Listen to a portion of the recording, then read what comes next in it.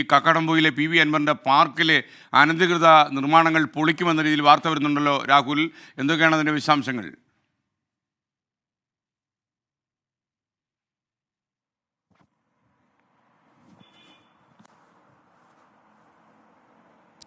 രാഹുൽ കേൾക്കുന്നുണ്ടോ? P V അൻവറിൻ്റെ വിവാദമായ കക്കടംപൊയിലിലെ പി വി അൻവറിൻ്റെ പാർക്കിലെ അനധികൃത നിർമ്മാണങ്ങൾ പൊളിച്ചു നീക്കും എന്ന രീതിയിൽ വാർത്ത വരുന്നുണ്ട്. അതിൻ്റെ വിശദാംശങ്ങൾ എന്തെങ്കിലും കിട്ടിയോ?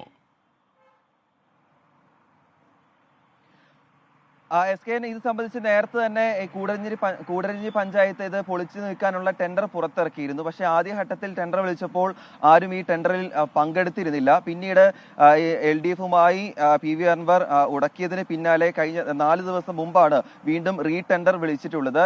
14 ദിവസത്തിനുള്ളിൽ ഈ ടെൻഡറിൽ ആളുകൾ പങ്കെടുത്തില്ലെങ്കിൽ കൂടരഞ്ഞി പഞ്ചായത്ത് സെക്രട്ടറിയുടെ നേതൃത്വത്തിൽ ഈ അനധികൃത നിർമ്മാണങ്ങൾ പൊളിച്ചു നീക്കുമെന്നാണ് ഈ പഞ്ചായത്ത് പ്രസിഡന്റുമായി സംസാരിക്കുമ്പോൾ നമുക്ക് ലഭിക്കുന്ന വിവരം.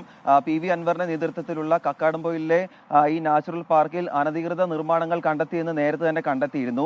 ഹൈക്കോടതി ഈ കേസ് പരിഗണിച്ചപ്പോഴാണ് ജില്ലാ കളക്ടറോട് സംബന്ധിച്ച് നടപടി സ്വീകരിക്കാൻ ആദ്യം നിർദ്ദേശം നൽകിയിരുന്നത്. പിന്നീട് ജില്ലാ കളക്ടറാണ് കൂടരഞ്ഞി പഞ്ചായത്തിനോട് ഇത് സംബന്ധിച്ച് വേണ്ട നടപടികൾ സ്വീകരിക്കാൻ നിർദ്ദേശം നൽകിയിട്ടുള്ളത്.